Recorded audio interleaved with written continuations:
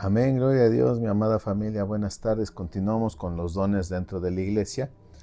Y vamos a dar, hermano, esta breve explicación acerca de la supremacía de la profecía en la congregación. Nuevamente tocaremos 1 Corintios 14, del 1 al 5, que dice: seguid el amor y procurad los dones espirituales, pero sobre todo que profeticéis. Porque el que habla en lenguas no habla a los hombres sino a Dios, pues nadie le entiende.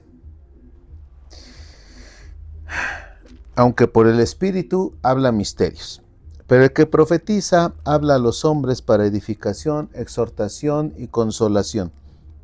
El que habla en lengua extraña a sí mismo se edifica, pero el que profetiza edifica a la iglesia. Así que quisiera que todos vosotros hablaseis en lenguas, pero más que profetizaseis, porque mayor es el que profetiza que el que habla en lenguas, a no ser que las interprete para la iglesia y reciba edificación. Bueno, mis amados hermanos, continuando con este tema, vamos a ver cómo el apóstol Pablo llega al capítulo 14 de 1 Corintios. No está comenzando un tema nuevo, él continúa desarrollando la enseñanza sobre los dones espirituales, pero ahora responde una pregunta muy práctica. ¿Cómo deben usarse los dones cuando la iglesia está reunida? Porque una cosa es tener dones y otra muy distinta es cómo se utiliza. La iglesia de Corinto tenía abundancia de dones. Pablo mismo lo reconoce al inicio de esta carta.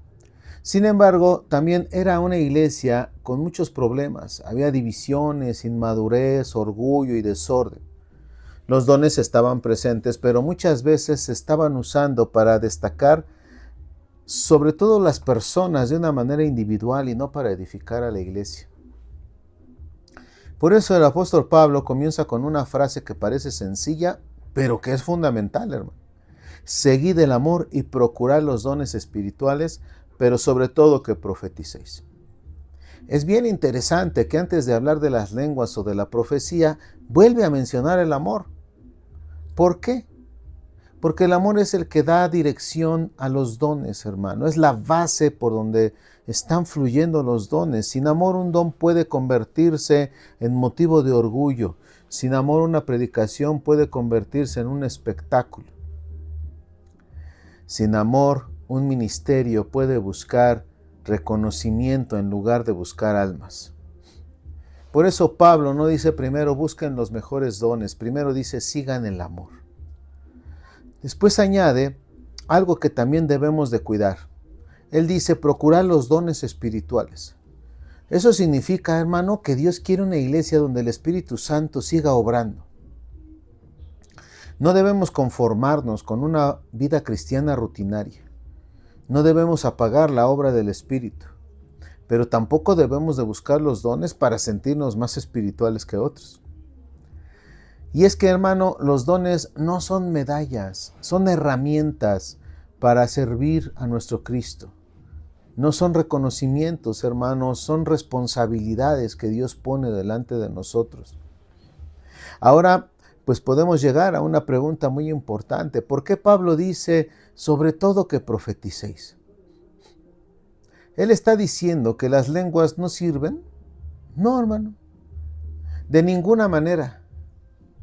De hecho, más adelante, él mismo estará expresando, hermano, lo siguiente: quisiera que todos vosotros hablaseis en lenguas. Entonces, ¿qué es lo que está enseñando el apóstol Pablo?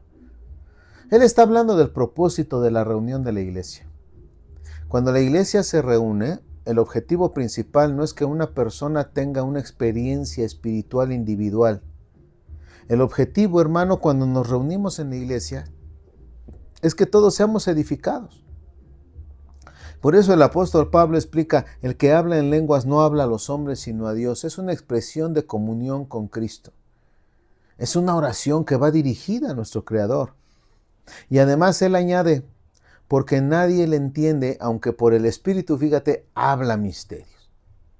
Es decir, hermano, que cuando nosotros oramos en el Espíritu, hay una comunicación de nosotros hacia nuestro Cristo que los demás no pueden comprender. Por eso afirma en el versículo 4 que habla en lenguas a sí mismo se edifica. Y aquí debemos de detenernos un momento, hermano, porque algunos piensan que Pablo está criticando esa edificación personal, pero no es así. Simplemente está haciendo una comparación. Está diciendo que existe una diferencia entre lo que beneficia al creyente en su vida devocional y lo que beneficia a toda la iglesia cuando nos reunimos. En nuestra oración personal, hermano, podemos disfrutar de una profunda comunión con Dios. Podemos ser fortalecidos por el Espíritu Santo. Podemos ser edificados interiormente. Pero cuando nos reunimos como iglesia, debemos pensar, hermano, en nuestros hermanos, en el crecimiento y desarrollo de la misma iglesia. Pablo enseña este principio, hermano, muy sencillo. En la congregación debemos de procurar aquello que edifica a todos y no solamente a cada quien de manera personal. Por eso dice que la profecía es superior en la reunión pública. No porque sea un don más importante delante de Dios, sino porque comunica un mensaje que todos pueden entender. La profecía, ¿qué hace, hermano? Exhorta. La profecía consuela. La profecía fortalece la fe. La profecía lleva la palabra de Dios al corazón de toda la iglesia. Y ese siempre será el propósito de nuestras reuniones, hermano. Ahora bien, hermano, cuando hablamos con la señal inicial de hablar en otras lenguas, también es importante recordar lo que ocurrió en Pentecostés. En Hechos capítulo 2, los discípulos fueron llenos del Espíritu Santo y comenzaron a hablar en otras lenguas. ¿Qué buscaba Dios con ese milagro?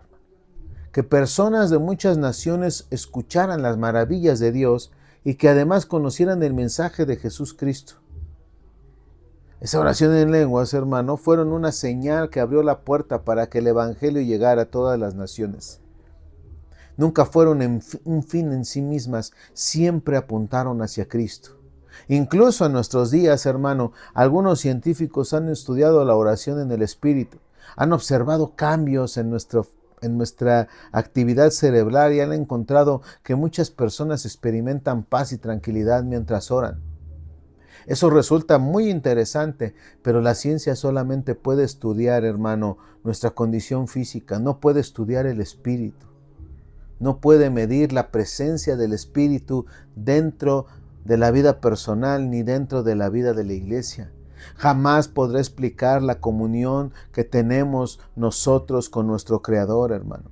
Nuestra doctrina nunca dependerá, hermano, de lo que dice la ciencia. Nuestra doctrina descansa sobre la autoridad de la palabra de Dios. Y la Escritura dice que quien habla en lenguas es edificado, se edifica a sí mismo, es fortalecido espiritualmente.